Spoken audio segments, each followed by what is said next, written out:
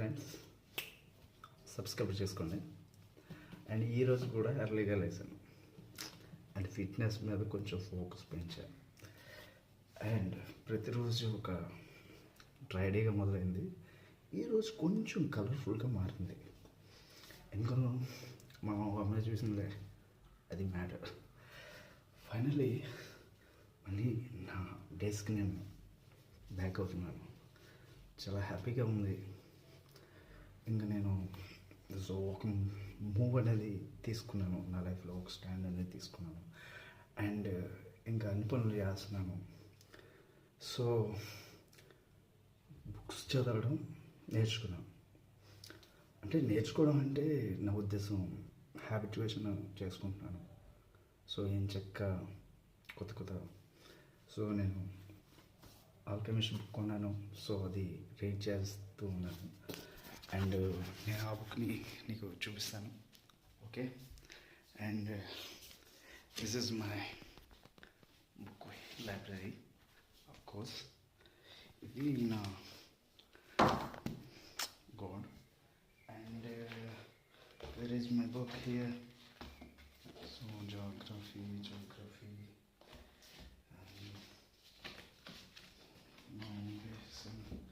Where is it? ఎక్కడ పెట్టేసిన? Also okay.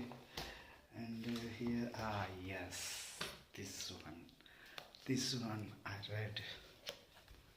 So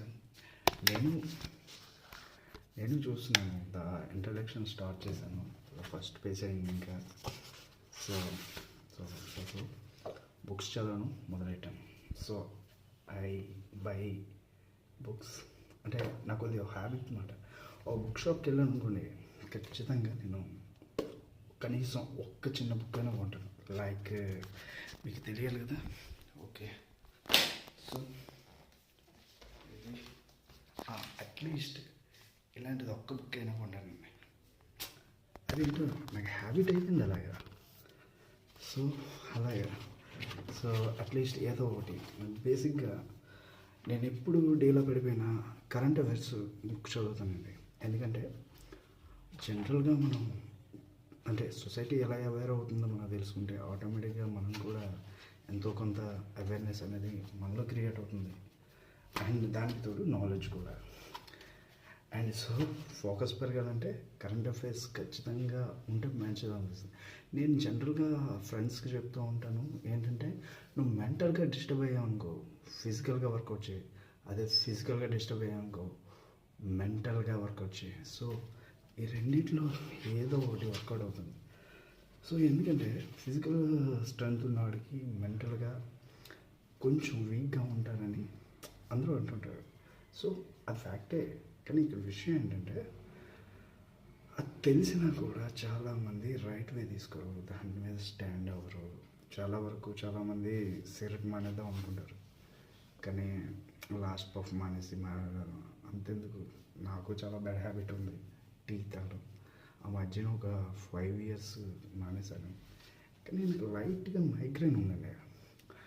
ఆ మైగ్రేన్కి ఈ చాయ్ హీట్కి నాకు ఎందుకు కరెక్ట్గా సెట్ అవుద్ది అనిపిస్తుంది. ఒక్కొక్కసారి నేను మైగ్రేన్ కూడా ఏదో ఫ్రెండ్గా ఫీల్ అవుతూ ఉంటాను. ఏంటి నాకు ఈ టైంలో మైగ్రేన్ ఎంతైనా వచ్చుంటే బాగుంది కదా అనేసి. Jokes apart. సో ఇదండి, ఉదయం వెళ్ళడం, జాగింగ్ వెళ్ళడం, రావడం, బుక్స్ ఏదో ఒకటి చదవడం, తర్వాత ఏదో ఒకటి తినడం. సో ఈ విధంగా లైఫ్ అప్పుడు అలాగే ఉండేది. సో ఇప్పుడు కూడా మనం కొంచెం జర్నీ అనేది కొంచెం ఫోకస్గా తీసుకోవడం జరుగుతుంది. That's why. అండ్ నేను కొంచెం లైక్ టు ఈట్ కదా, అంటే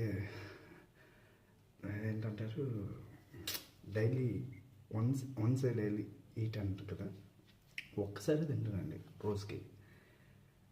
ఇప్పుడు మార్నింగ్ ఎప్పుడో లెగిస్తే లంచ్ బిఫోర్ బ్రేక్ఫాస్ట్ చేసి మళ్ళీ ఆగిపోతాను. మళ్ళీ ఎప్పుడో నైట్ అయితే కానీ నాకు తినడానికి ఇష్టం ఉండదు.